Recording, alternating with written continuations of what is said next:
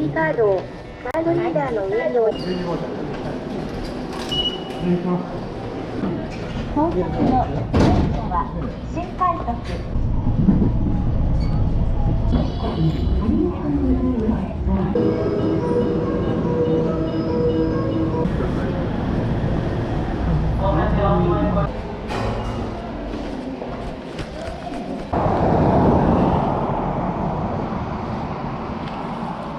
Good morning, ladies and gentlemen. You clicked on this video for one or two reasons. One is you plan on coming to Japan soon to go fishing, or you come to Japan maybe on a family vacation and you might get one day away from the family to go fishing. And well, today I'm going to be breaking down kind of some tips and tricks and just some good information to know if you plan on coming to Japan to go fishing.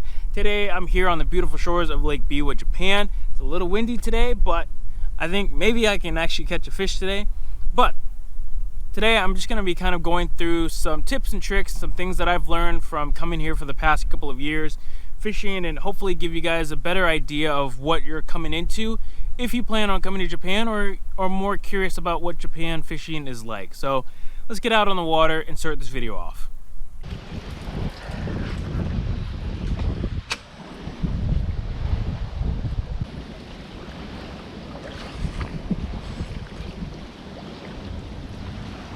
Okay, to start it off, one of the biggest questions that I normally will get is, do you need a fishing license when you come here to Japan? The short answer is no, but the long reason why is back home in the United States, you need a fishing license for every single state that you visit. Whether you get it for one day or a few days, a week, or maybe I think a couple months or even a year, you need to get that to legally fish in one of those states that you're in. Here in Japan, there really is no game and fish to regulate each state or prefecture, so you don't need to get a fishing license to fish most bodies of water. Now, the exception to that is that on some bodies of water you do need to get a fishing permit for the day. Now, the fishing permit can cost anywhere from 500 yen to, I don't know, maybe 1,000 yen or so. So nothing crazy for one day of fishing on that particular bodies of water, but you'll have to do research on what body of water you are going to or want to fish at. Here on Lake Biwa, you don't need a fishing license at all to fish here. So you can just show up. If you're staying in Kyoto, you can just show up and start fishing right away. And that applies for both freshwater and saltwater river fishing. It kind of doesn't really matter where you're fishing. You don't really need a fishing license here in Japan, just because there really is no game and fish to, I guess, collect the money and do conservation type things. Now, another huge question that I get all the time is when it comes down to Japan bass fishing, do you have to kill every bass that you catch? Here on Lake Biwa, Japan, you do have to kill every bass that you catch. It's an invasive species. However, on every single other body of water that I fish here in Japan, you can just release the fish. It doesn't really matter. Now, I think the reason for that is because Biwa is the largest freshwater ecosystem here in Japan, and it's home to a lot of native fish that are only known in Lake Biwa. They're nowhere else in the world. And so when you introduce the bass, which, man, I guess this year it just hit 100 years since the bass was first introduced here in Japan, but largemouth bass didn't get introduced into Lake Biwa until about the 70s or 80s or so. And so it was a big deal for Lake Biwa to get bass. And originally they actually had bluegill back in the 60s, which I'll do a video on sometime in the future, because it's a really fascinating story. But both of those species were invasive here, and the bluegill had a huge detrimental to a lot of the native fish species here on Lake Biwa. And so there's been kind of this back and forth between environmentalists and scientists and stuff like that, and the bass anglers and the fishermen that call Lake Biwa basically home. And so there's like this conflict between the two, because there's also a lot of water problems, as in like the farming that is around Lake Biwa. A lot of the chemicals that the farmers will use in the farmland wash and get into the lakes. And so there's an argument to be said that the chemicals that seep into the lake and into the rivers that are near these estuaries where these fish would actually spawn, the native fish, was actually very damaging as well. But all the blame is kind of focused on the bass side of things. So here on Lake Biwa, you're supposed to kill every largemouth and every bluegill that you catch, and that's just the way that it is. Now, when I go to other bodies of water like Ikihara, Nanairo, or really any other lakes that I've ever fished before, is you can release bass. It's not a big deal, not a big problem. The government doesn't care. And so it really is just Lake Biwa where you have to kill bass. And Lake Biwa has the best big fish population in all of Japan. Ikihara, Nanairo, and some of those other lakes, they have big fish, but not like Biwa. And so killing the bass and whatnot, it's made this honestly a much better fishery than what it could have been if you just left the bass there alone to grow. And so that's kind of a huge thing, a misconception where every single lake where you have to kill bass, it's just not. It's really just Lake Biwa where you have to kill all the bass. And so that's a huge misconception I see a lot of times on the internet, is that, oh, Japan, you have to kill every single bass. It doesn't matter where you are or what lake. Like, no, it's really just Lake Biwa. Which I get it. Lake Biwa was the most famous lake, of course. World record came out of it in 2009. So most people, when they think of Japan bass fishing, they at least kind of know Lake Biwa. A lot of the other lakes that I fish, most people probably have no clue what that lake is. So keep that in mind.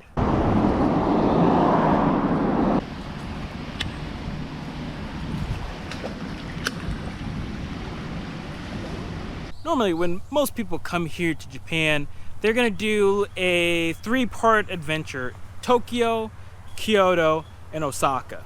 So here on Lake Biwa, we're probably 20 minutes from Kyoto. So most people are gonna be able to come over here and fish Lake Biwa. Now, what I do is I obviously fish just solo, just walk around the lake. Like, this is a grind. Nobody wants to do this if you have only one day. So what most people are gonna do is they're gonna hire a fishing guide.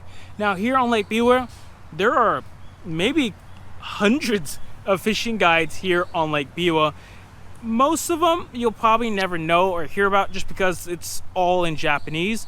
However, some of my friends are fishing guides, like Sami, as most guys know, he's a fishing guide. My other buddy KZ is a fishing guide. So there's a lot of fishing guides here on Lake Biwa, and I'll leave a couple of them down in the description below. Sometimes one is booked rather than the other, or once, you know, like Sami, he specifically does a lot of frog fishing or flipping, while KZ does kind of a wide variety of different things.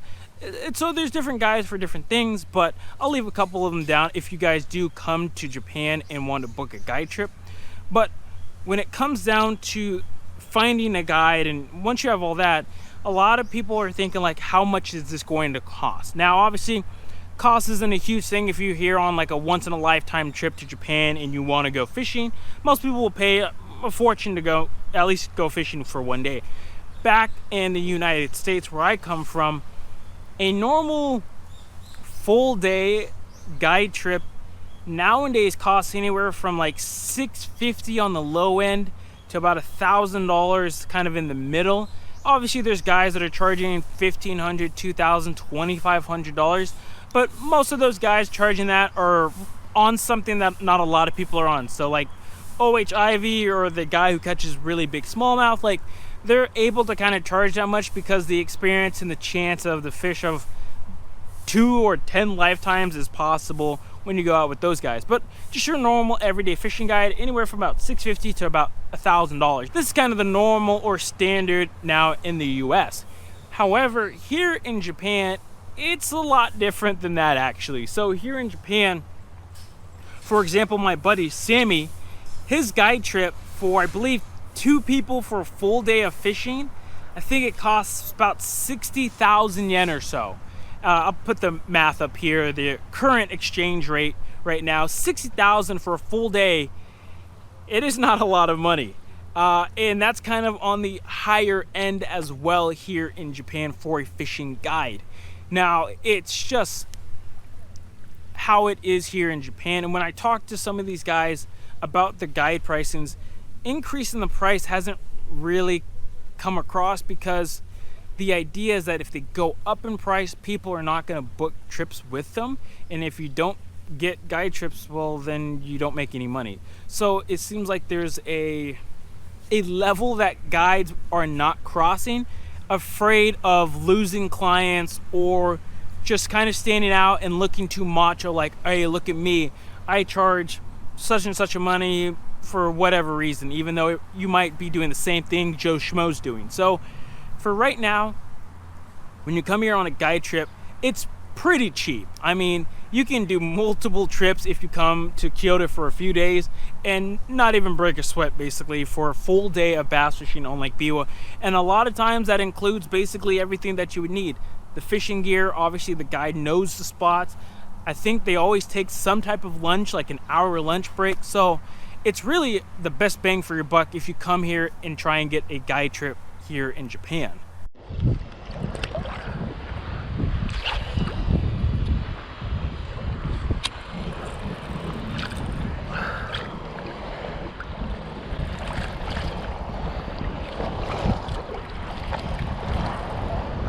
Okay, the next really important information to know is if you're a guy in the United States and you really like to night fish, I've got some really bad news for you. Here in Japan, freshwater night fishing is illegal. It's completely illegal, except for two exceptions.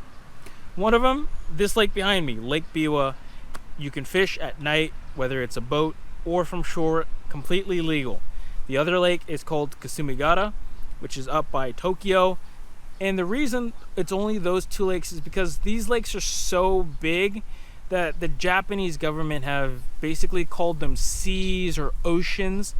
And so anything saltwater, if you're fishing like a bay or out just saltwater fishing, completely fine and legal. However, if you're fishing any other freshwater body of water in Japan at night, it's completely illegal. The consequences of doing so are kind of up and down. I've heard you can spend 30 days in jail. You get all your fishing equipment taken from you. So it can be really, really gnarly if you get caught night fishing.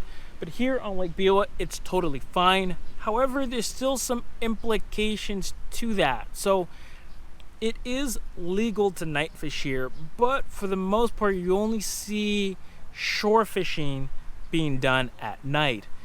You can legally, on paper, legally fish from your bass boat at night.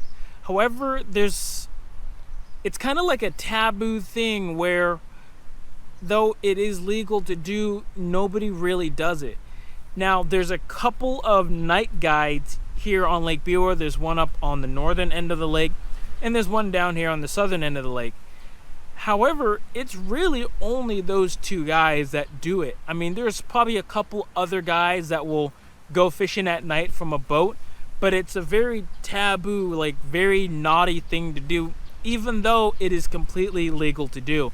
It's so taboo that if I, for example, had a boat in a specific marina that I just left there, and if I decided to go night fishing, which is legal, that marina would probably ban me and it basically expel me from using the marina. It's that gnarly.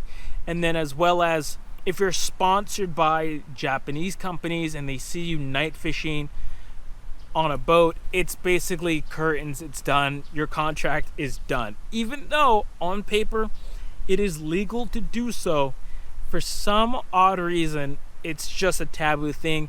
I've asked a handful of Japanese guys about it and I can't get a good answer.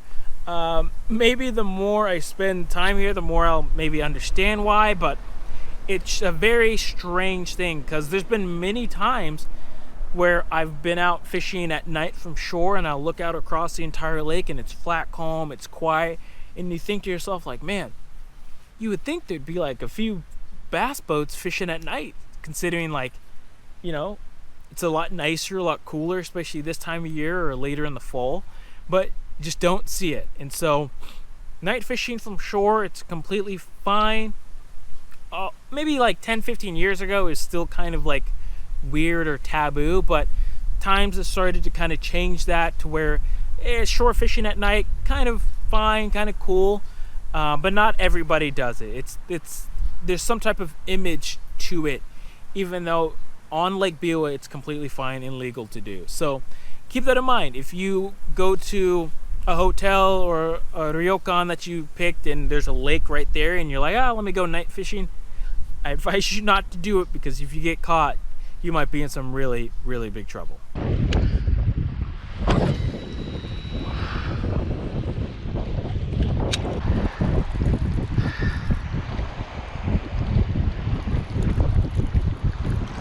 Alright, and the last thing I kind of wanted to touch base on is renting a boat.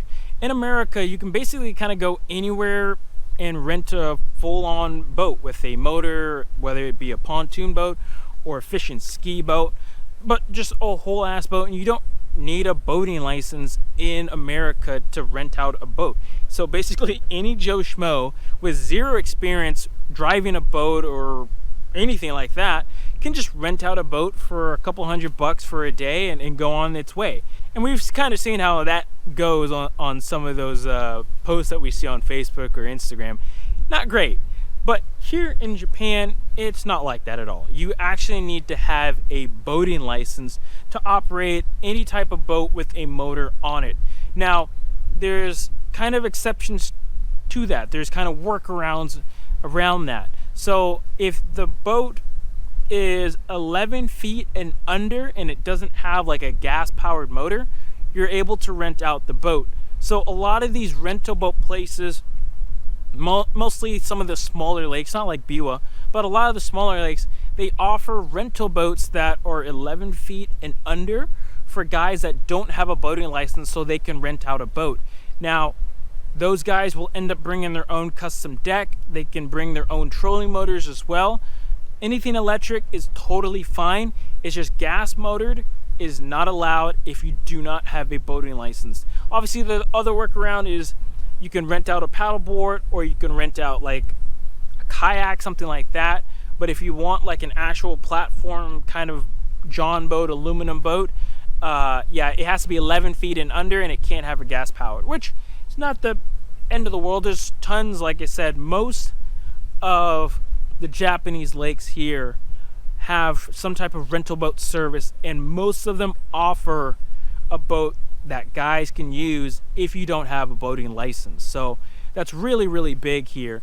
And the rental boat culture here in Japan is unlike anything that I've seen back home, where here there's a huge emphasis on it because not a lot of guys own boats here in Japan. Owning a boat here is pretty expensive, one, just to own the boat. Then you have to place it somewhere. So a lot of my friends that own boats, they have apartments. Like, they don't have full-on houses to store their boats. So they have to pay a marina and go to that marina to use their boat if they want to. And so, one, owning a boat, just absolutely expensive. Obviously, if you own a boat, you know, boat stands for break out another $1,000 between gas, maintenance, having to do this and do that for the boat, trailer, everything on it. It becomes very, very expensive, and just a lot of guys don't have the luxury to get a bass boat. And so the rental boat option is very, very important. It's really, really big, and it's a big, huge part of the bass fishing culture here in Japan. So if you have the ability to come here and like rent a car and go to lakes like Tsuburoko or anything like maybe a Kameyama where it's rental boat really only, then you have a chance to actually get off of the bank and go fish on these places without having to get a boating license, which you have to be a resident to get a boating license. So I'm kind of SOL on that until I actually fully move here and get my like residency card. But until then, it's what you guys saw today, shore fishing around and just give it a whirl. It's the hardest way to try and catch fish here, but 80% of guys fish this way or by rental. So makes me feel a little more part of the actual Japanese culture. So other than that, if you guys have any other questions about Japanese bass fishing, let me know with a comment down below, and I'll happily answer them maybe in the next time I do one of these videos. So other than that, thank you guys so much for watching. We'll see you guys on the next episode. Peace out.